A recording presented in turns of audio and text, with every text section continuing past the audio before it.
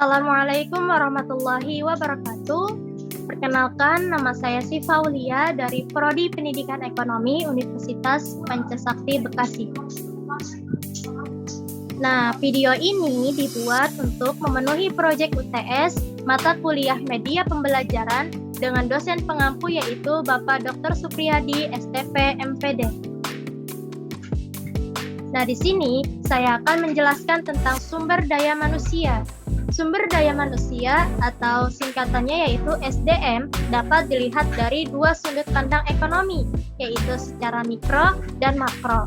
Pengertian sumber daya manusia secara mikro adalah individu yang bekerja dan menjadi anggota suatu perusahaan atau institusi dan biasa disebut sebagai pegawai, buruh, karyawan, pekerja, tenaga kerja, dan lain sebagainya.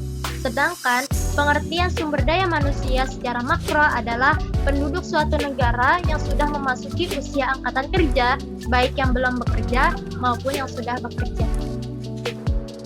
Nah, di sini pengertian sumber daya manusia secara mikro adalah individu bekerja sebagai penggerak suatu organisasi, baik institusi maupun perusahaan, dan berfungsi sebagai aset yang harus dilatih dan dikembangkan kemampuannya. Sumber daya manusia merupakan salah satu faktor yang sangat penting, bahkan tidak dapat dilepaskan dari sebuah organisasi, baik institusi maupun perusahaan. Sumber daya manusia juga merupakan kunci yang menentukan perkembangan perusahaan. Pada hakikatnya, sumber daya manusia berupa manusia yang dipekerjakan di sebuah organisasi sebagai penggerak untuk mencapai tujuan organisasi itu. Dewasa ini, perkembangan terbaru memandang karyawan bukan sebagai sumber daya belaka, melainkan lebih berupa modal atau aset bagi institusi atau organisasi. Karena itu, muncullah istilah baru di luar sumber daya manusia atau human resources, yaitu human capital. Di sini, sumber daya manusia dilihat bukan sekedar sebagai aset utama, tetapi aset yang bernilai dan dapat dilipat gandakan, dikembangkan, dan juga bukan sebaliknya sebagai liability atau beban cost. Di sini, perspektif sumber daya manusia sebagai investasi bagi institusi atau organisasi lebih mengemuka. Pengertian sumber daya manusia secara makro diartikan sebagai penduduk. Penduduk tersendiri memiliki arti yaitu sekelompok manusia yang mendiami suatu wilayah negara yang memiliki ciri khas tertentu dan terikat oleh aturan-aturan yang berlaku dan saling berinteraksi satu sama lain secara terus-menerus.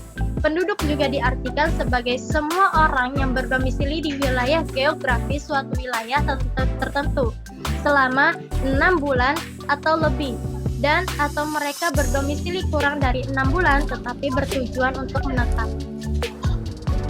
Dari sisi tenaga kerja, penduduk dibagi menjadi dua, yaitu tenaga kerja dan bukan tenaga kerja.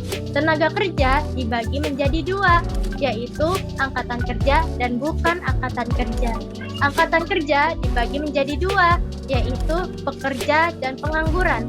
Pekerja dibagi menjadi dua, yaitu pekerja penuh dan setengah menganggur. Pengangguran dibagi menjadi dua, yaitu pengangguran terbuka dan setengah menganggur. Setengah menganggur dibagi menjadi dua, yaitu setengah menganggur kentara dan setengah menganggur tidak kentara. Semua hal tersebut dapat dijelaskan berikut ini. Yang pertama yaitu tenaga kerja, yaitu setiap orang yang mampu melakukan pekerjaan guna menghasilkan barang atau jasa, baik untuk memenuhi kebutuhan sendiri maupun untuk masyarakat. Nah, itu ada di dalam Undang-Undang Nomor 13 Tahun 2003 tentang Ketenagaan Kerja Pasal 1. Penduduk yang termasuk dalam tenaga kerja adalah mereka yang telah berusia kerja. Di Indonesia, usia kerja dibatasi antara 15 tahun sampai 65 tahun. Nah, yang kedua, bukan tenaga kerja, yaitu mereka yang dianggap tidak mampu dan tidak mau bekerja meskipun ada permintaan bekerja.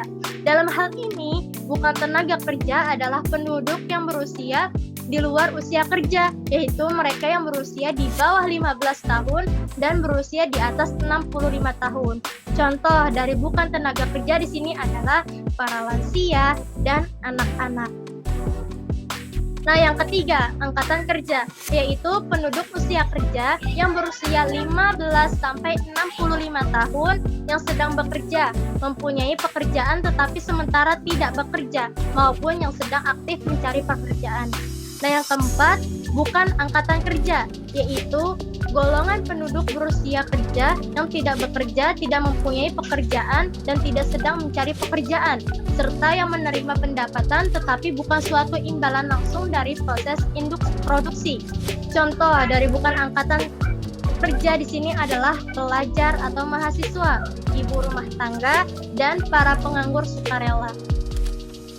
Yang kelima yaitu pekerja atau buruh, adalah setiap orang yang bekerja dengan menerima upah atau imbalan dalam bentuk lain.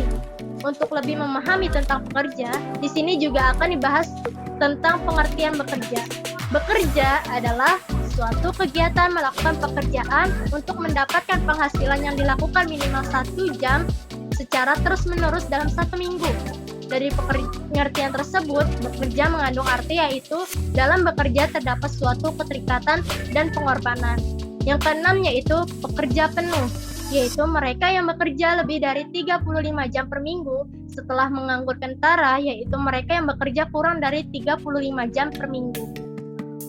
Yang ketujuh yaitu pengangguran, yaitu penduduk dalam usia kerja yang tidak mempunyai pekerjaan dan sedang mencari pekerjaan.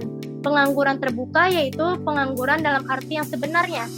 Yang kedelapan yaitu setengah menganggur tidak kentara, yaitu mereka yang bekerja lebih dari 35 jam per minggu, tetapi mereka memiliki produktivitas yang rendah atau penghasilan yang rendah, atau tidak cukup untuk memenuhi berbagai kebutuhan hidup.